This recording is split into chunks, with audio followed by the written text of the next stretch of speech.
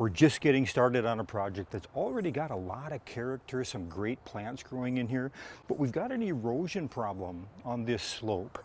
So what we're going to do is we're going to bring in about 1.5 tons of riprap, it's called. That's field stone, various sizes, anywhere from 4-inch up to about a 12-inch type boulder.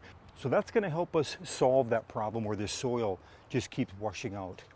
We've also added quite a bit of soil already right in this area where we're going to be able to do some contouring. So anytime you have slopes in a landscape, if you introduce even more contouring within the slopes, just creates such a great effect. We're going to create some different little pockets where we can do additional planting, where we've got a lot of roots that have come up from some of the older trees. So we'll elevate that just a little bit.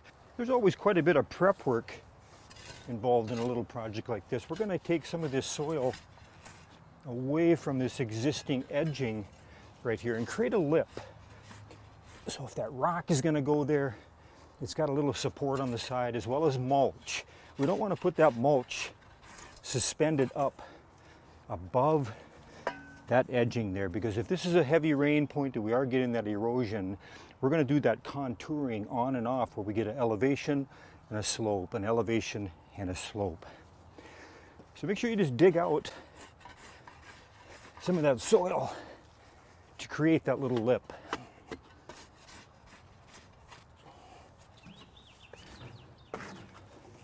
Anytime I work with rocks or fieldstone like this, I like to have a lot to choose from as I go ahead and layer it in and do that contouring. So we're going to start by bringing back the majority of this rock, and that'll get us started.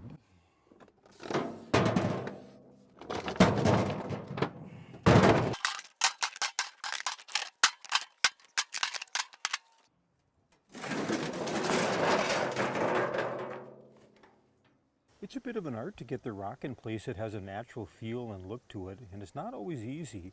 There's no right or wrong, but I'll end up moving some of these rocks more than once to get a look I like, that's for sure.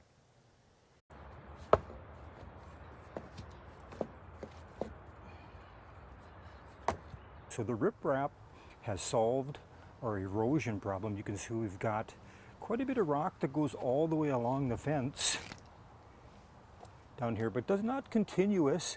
We created kind of levels, and then we've bobbed and weaved, come in and out with that riprap. Here we created a little bit of an elevation. We added a little bit of soil, and then we bermed it up with some of the large fieldstone. And I actually took out one of the spireas here, and I thought it would look a little bit better. You can see how I brought this riprap just to vein out, just to kind of bring that rock out into an area where we can see it a little bit more. Really liking how this turns out, and I think it's going to be just incredible once we get that western red cedar intermixed through all this.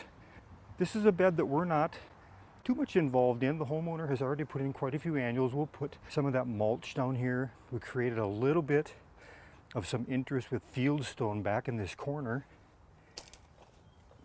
right there. Just adding that little bit of rock, that's going to give us the opportunity to place some plants in there, and they'll look just a little bit more interesting. So let's take one last quick look, walking up our slope here.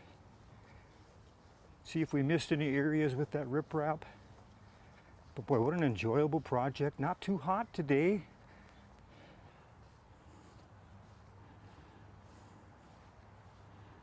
Before we get going on adding the mulch, we are going to add just a few plants. They're going to be shade-loving or filtered sun-loving, a ligularia. This is just a fantastic shade plant that gets a nice yellow spike, big burgundy-type green leaves.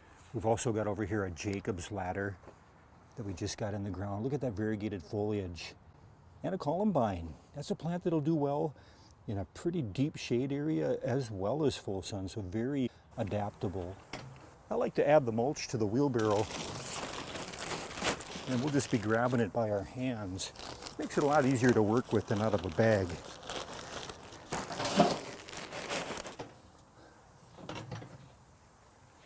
We're using a western red cedar.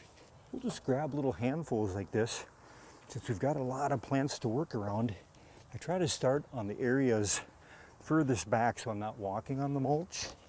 This western red cedar, it's got kind of a shredded habit. It's not wood chips per se. The wood chips on slopes In windy areas, they can move around quite a bit. So that's where I like to use this, just this beautiful color. We're shooting for about a 2-inch depth.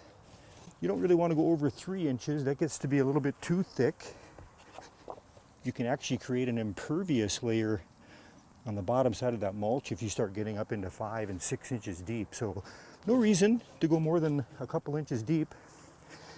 Not only is this going to look great, it's going to help hold the moisture in, and it's going to be great for weed control. And then oftentimes we'll top dress mulch beds each year just to get that color back. And of course, we're not using any fabric or poly in this area because if we ever want to switch out plants, I just feel like it doesn't offer a whole lot of weed protection long term. And if you're wondering how much mulch you're going to need on a project like this, a good guide to use is 1 2 cubic foot bag will cover about 12 square feet at a 2-inch depth. If you're going to go with 3 inches deep, you'll cover about 8 square feet per bag. We finished up putting all the mulch on our project, and wow, look at that. That new mulch just completely transforms the landscape.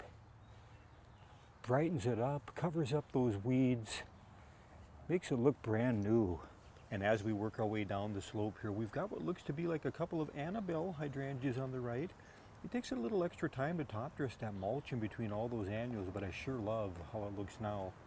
We added just a little bit more riprap or fieldstone along that back wall on the lower end of this project. We added several new perennials in the opening here. We've got a bugbane, lily of the valley here.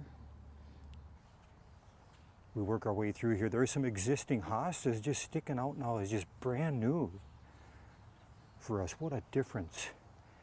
Here's where we remove one of those spireas, right there where that little riprap vein comes out. Left a couple of the spireas. In the back there we added Joe Pye weed. That's going to get about 3 to 4 feet tall. Beautiful fall blooms.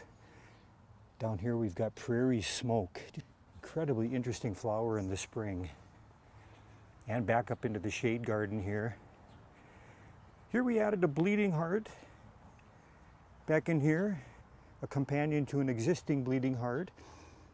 Ligularia, that's just a great shade plant with that big greenish red leaf. That's going to get tall and get a yellow spike. Simicifuga back there, that's a great shade plant. That's going to get about 4 feet tall. So a pretty straightforward project. Actually, we added our riprap or rock to help solve our erosion problem. That also created just a beautiful accent in our slopes and our contouring. Went ahead and we put in some fresh plants to fill in the gaps and then just polished it off with that western red cedar mulch. Thanks for watching. We'll see you again next video.